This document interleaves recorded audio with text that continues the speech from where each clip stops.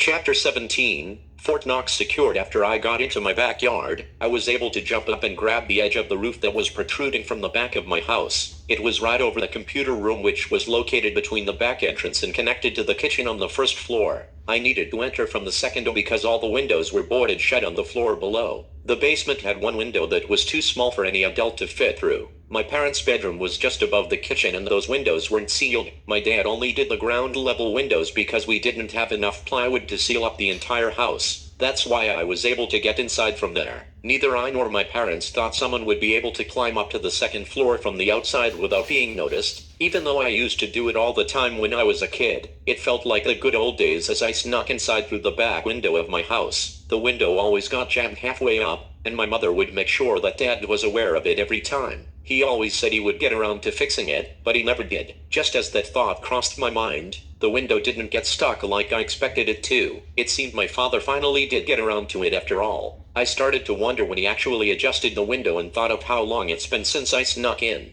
It killed me, as I thought my mom never got around to seeing it after it was fixed. I know my father, and it would have eaten him alive had he not handled it until after her death. It's sad to know I will never get the answer to that question, along with many others that I still had. I tried not to become distracted by my thoughts, but it was really hard, considering I was about to enter my house for the first time in what felt like years. I couldn't think of another time that came home without one of my parents waiting for me. I had no idea what to expect once I got inside. There was no telling what condition the house would be in. I couldn't even begin to imagine what my father had been dealing with this entire time either. I couldn't believe any of this was happening. I couldn't believe I was trembling at the thought of entering my own house. It was all still so unreal. I had to stop myself from crying several times. I began to wonder if I was even capable of such an emotion anymore. It wasn't until I opened the window to my parents' bedroom that I became sure of it. My house was so quiet anyone could hear a teardrop should one fall from my face, so I wouldn't allow it. When I finally climbed inside, I slowly shut the casement behind me. The room was so cold that my fingers had already gone numb. You could tell that my dad never got around to turning the heat on because it felt like a freezer inside. It technically wasn't winter yet, but it sure felt like it. I lowered the blinds and everything became pitch black. The only light came from the moon bleaching the shades and shining on the walls of the deceased. I waited a couple minutes for my eyes to adjust to the darkness. I didn't want to turn the lights on in case the house was being watched. I didn't want to alert anyone of my presence. It took about a minute before I was able to see things I wasn't able to see before. That's when I noticed my parents' bed was unmade. The sheets and blankets were stripped off and thrown on the floor. The mattress was moved to the side and it was hanging off the side of the box spring. The closet doors were left open and I began making my way around the room looking for anything that was out of the norm. When I got around the bed and closer towards the door, I saw that the top of the dressers were also empty. Not only were the dressers cleared off, but all the drawers were pulled out and the clothes were tossed. The dresser tops used to be filled with pictures of my parents and I, but they weren't there anymore. Even with it hard to see in focus, I saw that the pictures on the wall were gone too. That's when I noticed that both of my parents' wardrobes were still inside. There was nothing indicating that my dad planned to move or go on the lam after being accused of the crimes that he allegedly committed. It was more likely that the police did in fact raid the house like the young woman mentioned earlier.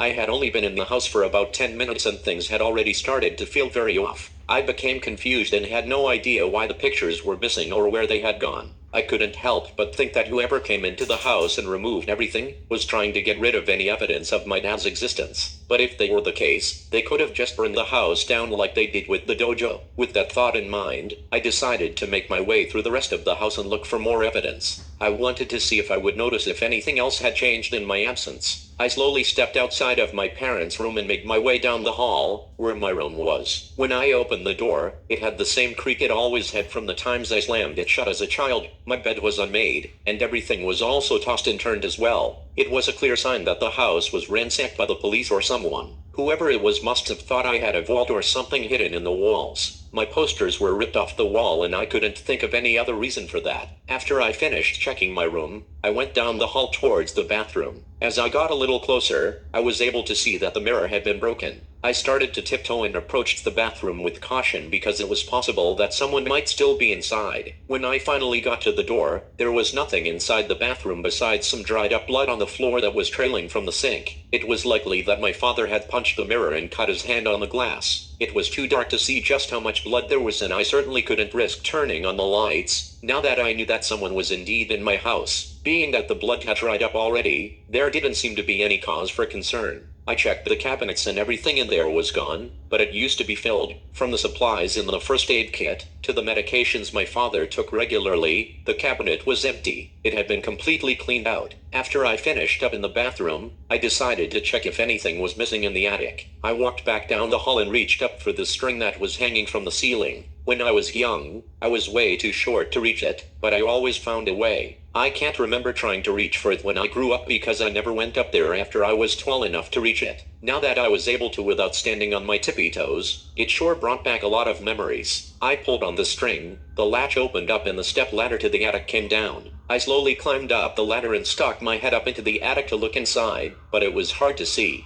The attic was darker than most of the house, but the moon was perfectly positioned outside. It was illuminating through the only window. It had shone just enough light for me to see that the attic had also been cleared out. I couldn't remember what was up there because my parents only used it for storage. Therefore, there was no way for me to tell what had actually been removed. It was certainly more spacious than I could recall. I just remember there being a lot of clutter because I used to hide behind the boxes when my parents let the step ladder down. Still, there wasn't much to see up there, so I went back down to the second floor. I came down and closed up the attic like Mom always forgot to do. I started to make my way downstairs, with no clue as to what condition the rest of the house would be in. I honestly got goosebumps as a chill literally ran down my spine. I still couldn't believe I had to muster up enough courage to walk through my own house, but I needed answers and there was only one way to find out. Step by step, I slowly made my way down the stairs, sliding my hand along the dust-ridden banister, all the way down to the first floor. It felt like no one had touched it in quite some time, let alone cleaned it off. My mother was the one who kept the house tidy, and it was already obvious that my dad couldn't keep up with the household chores after she passed. I couldn't blame him because I sure didn't pull my weight either. When I finally got to the bottom of the stairs, I had to let my eyes adjust for a second time.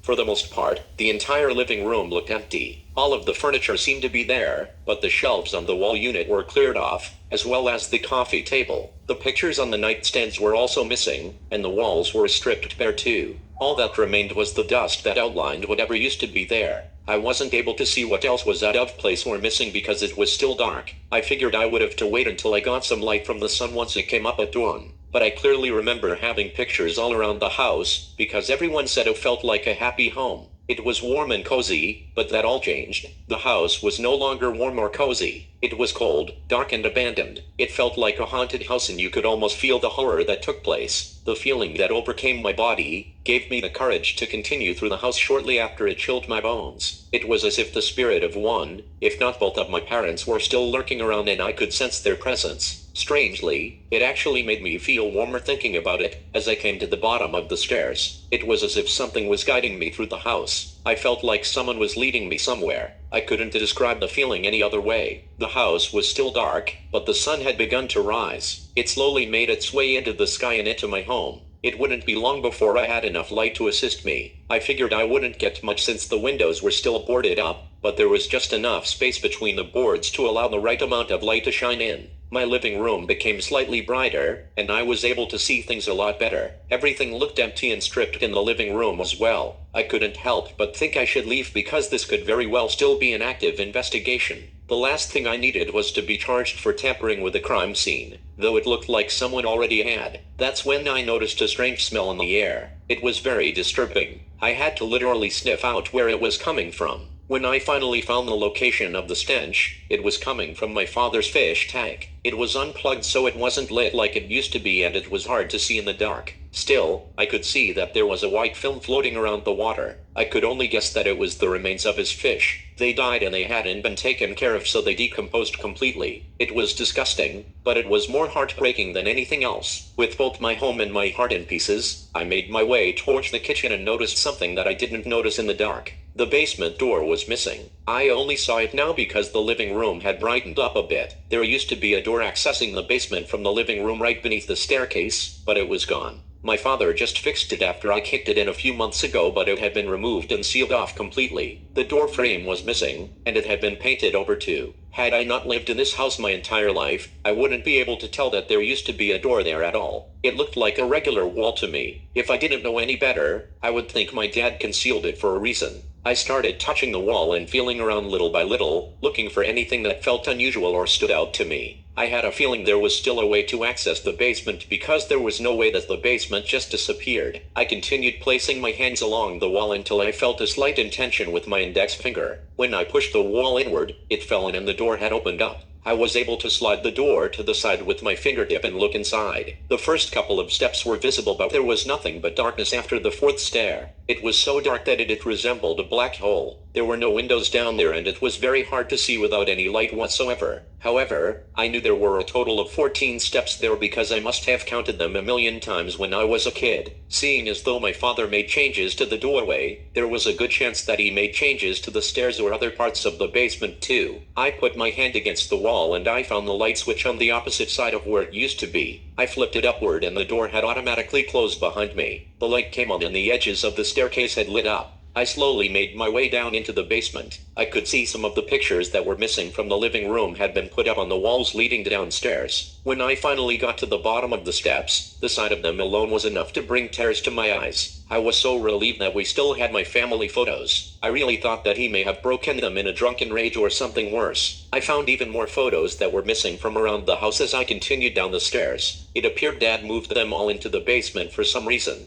I could only assume it was because he had spent most of his time after my mom passed away. That's where he kept most of his prized possessions, so it would make perfect sense that would be the case. When I turned on the light, it became clear that was exactly what he did. There were a lot of adjustments that were made to the basement, and what stood out most was my mother's urn. He had it mounted up on the wall over the bar. I found it interesting that there was still a bar full of liquor bottles that hadn't been touched. It seemed my father may not have been an alcoholic after all. I continued looking around and I saw a cot in the corner. It looked like that's where my father had been spending most of his nights. The more I panned the room, the more it began to feel like a panic room instead of a man cave. I also noticed that there were more monitors than there had been in the past. It looked like he moved every television and computer downstairs. The TVs we used to watch the games on were still mounted to the walls, and it seemed that he had added a few more. He had taken a bunch of monitors taken from storage and mounted them to the walls too. Dad also had a few computers under the desk. By the looks of it, there were a couple of police scanners as well. There was a lot of police equipment along with martial arts weapons and other supplies. There were tasers, tear gas, nightsticks, bulletproof vests, handguns, shotguns, gas masks and more. He even had a suit hanging up on the wall that looked like it was tactical gear from a SWAT team. It had a helmet and riot shield to go with. There were customized batons and nightsticks too. Some had barbed wire wrapped around them and some felt heavier than the others. It was almost as if he took anything and everything he could get his hands on from his precinct's armory. The pool table was covered with a map of the city. It had certain locations circled in different colors. There was wiring on the floor from the electronic equipment that appeared to lead to a couple of power cords. I found that to be an extreme fire hazard considering how often the basement would flood. Still, they were laid out beneath the desk, next to the computer with a red button at the end of the power strip. When I flipped the switch on,